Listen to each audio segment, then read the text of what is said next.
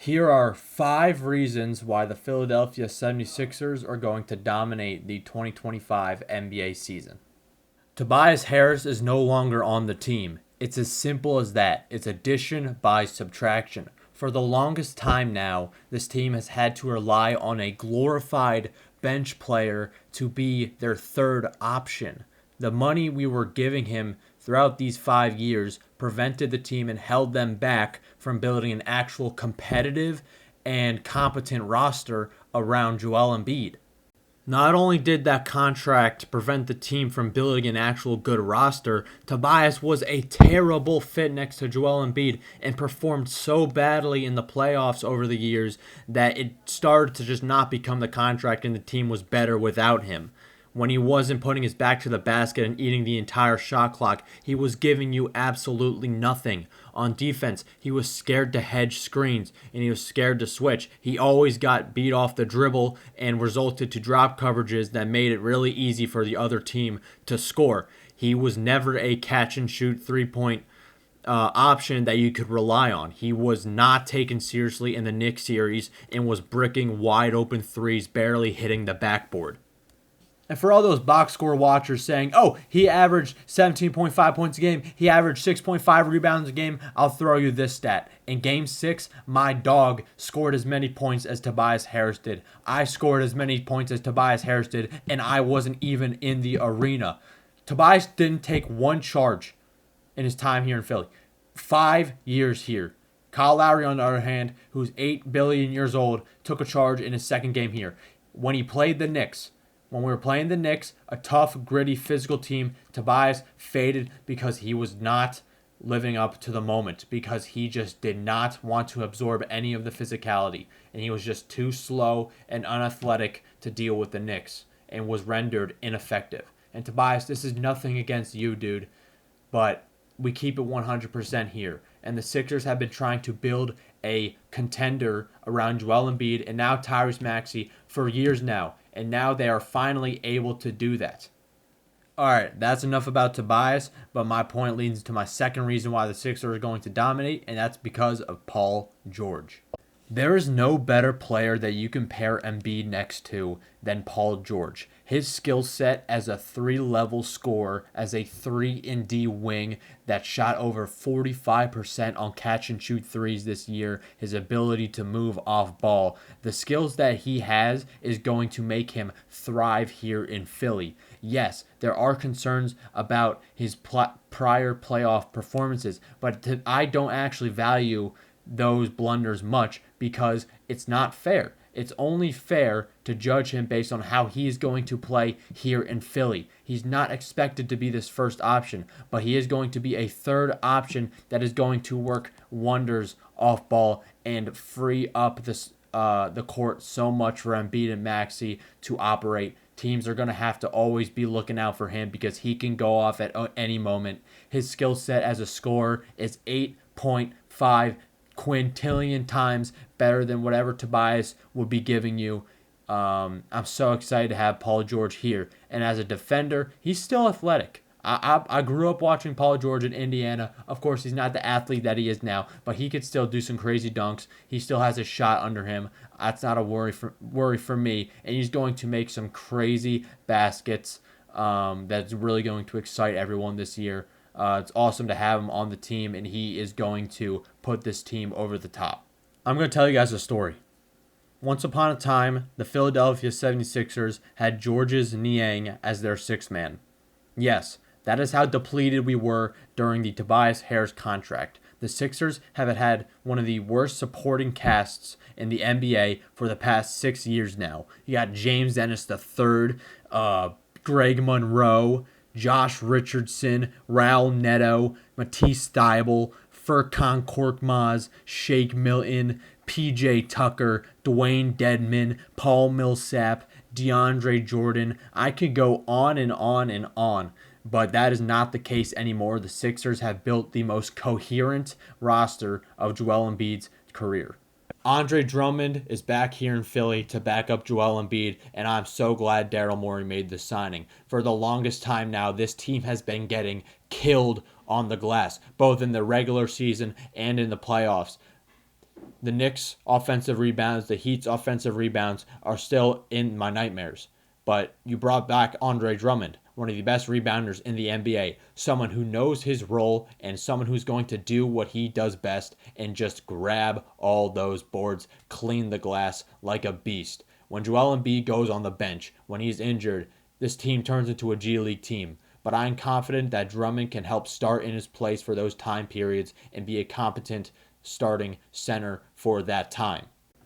The Sixers have also upgraded their roster by making necessary additions at the guard and wing positions. You have Kyle Lowry, the experienced veteran point guard who can help facilitate this offense because he is a pass-first player. You also signed Eric Gordon, who's one of the better catch-and-shoot players in the league and is going to get a lot of open looks due to Embiid's gravity. We can't forget about Jared McCain either, who can also provide some shooting if either of those players are injured or load managing. On the wing position, you brought back Kelly Oubre, but then you added Caleb Martin, who, like Kelly, is an athletic wing, not afraid to use his body to get to the rim, and is a playoff riser.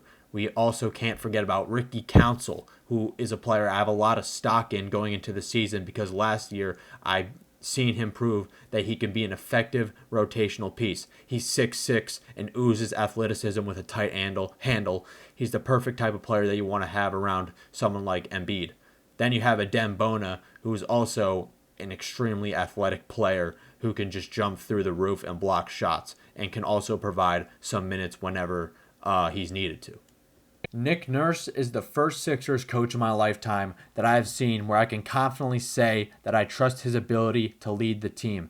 For those who forgot, Doc Rivers was the last Sixers coach, and it's common knowledge at this point that he's one of the most overrated, stubborn coaches ever.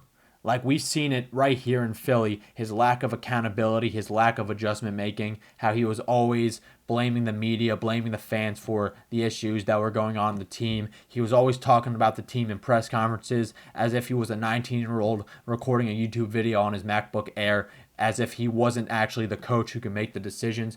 We've seen him defend Ben Simmons, never take Ben Simmons out despite him playing like absolute dog water in the playoffs. We see how he was overplaying old guys like PJ Tucker and DeAndre Jordan. Did you know Doc Rivers thought it was a good idea to play Paul Millsap on Giannis Antetokounmpo? I will never forget that game. It was a meaningless like Tuesday game in the afternoon, but I will never forget it because that was the absolute like prime example of Doc Rivers' coaching philosophy. He's just going to play the old guys. He's not going to play any athletic basketball players that are needed to win in today's NBA. But this isn't a Doc Rivers rant video. We're supposed to be talking about Nick Nurse and how I think that his coaching philosophy is going to help the Sixers win both on offense and defense, because unlike Doc, Nurse is going to make these team guys work hard. They're going to make them hustle. We've seen this last year. It was the most gritty, competitive, physical Sixers team that I've seen in a while.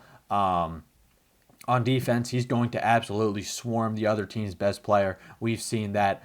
He got the most out of guys like Kelly Oubre Jr., long athletic wings. We know how Nurse, when he was coaching the Raptors, liked to use them to swarm Embiid, but now he can use them, him and Kelly and Caleb Martin, to help out defensively. But he also has an actual big man, backup big man now in Andre Drummond that he could diversify a lot of the rotations a lot more, because Drummond's a trusted backup center that can probably sometimes even play next to Embiid. Because we know that Nurse likes to throw random stuff out. He likes to make adjustments. He's not going to just sit around and be really stubborn about all the rotations. He's not just going to say, oh, Embiid's good at basketball, just give him the ball, just make everyone else just stand around. That was not the case last year. He got Maxey involved a lot in dribble handoffs and as the lead ball handler, and I really enjoyed seeing Maxey and Embiid work together in Nick Nurse's system because of the off-ball movement, the additional off-ball movement, off of whether it was like Kelly, Marcus Morris, Nicholas Batum. Don't forget that the Sixers are one of the best teams in the NBA before Embiid got injured. They were like 29-13, like the fourth best record or whatever, and they were playing really well. They were playing really fluidly. And I'm excited to see how the additional talent that Daryl Morey added this offseason will work in Nick Nurse's system, because I think he's going to get a lot out of Paul George's long wingspan and his ability to get in the passing lanes, and Caleb Martin as well. and Eric Gordon as a off-ball shooter. But overall, to wrap things up, I just have a lot more confidence in Nick Nurse than I do Doc Rivers. I don't think Nick Nurse is going to blow any 26-point leads in the playoffs, and I just can't take the Bucks seriously with someone like Doc Rivers coaching their team. My fifth and final reason why the Sixers are going to dominate this year has actually nothing to do with the coaching or roster construction, but it does involve our draft capital and team-friendly contracts that we can use to revamp the roster if things go south. Daryl Morey could not do this in prior years because we had negative trade assets that we had to expend more picks on and more valuable players on just to ship them out. You're thinking about Al Horford and his disgusting contract, Ben Simmons and his disgusting contract, and Tobias Harris and his disgusting contract, and we weren't even able to get rid of him because just he was that trash and nobody wanted him. But things are different now since the Sixers have up to 4 tradable first-round picks, and a lot of those picks are super valuable, especially that 2028 Clippers unprotected pick that we own and that we can use because the Clippers are not going to be good in 2028. Yeah, they're getting a new arena and stuff, but 4 years from now, they're just not going to be good. They're probably going to be like one of the worst teams in the NBA, and they're going to have a high draft pick that's going to go to us because we own their pick. We also have rights to swap their 2029 pick as well. So when the Clippers are pretty much tanking, well, they're not going to be able to tank, but when they're at the bottom of the league, we own their picks, and who knows if we're still competing then, and we can use that pick or whatever to trade for someone else. Which is really good for Daryl Morey and his flexibility to improve the roster. Caleb Martin, Kelly Oubre, and our rookies are sure to draw interest from other teams if we're looking to go into a different direction, and I'm confident in Daryl Morey's ability to take the opportunities in the changing NBA landscape to do what is best for the team. Anyways, those are just my thoughts on why I think the Sixers are going to do really well this year and why I feel so differently about them. If you stuck to the end, please like and subscribe. I really appreciate it, and I'll catch you on the next one. Peace.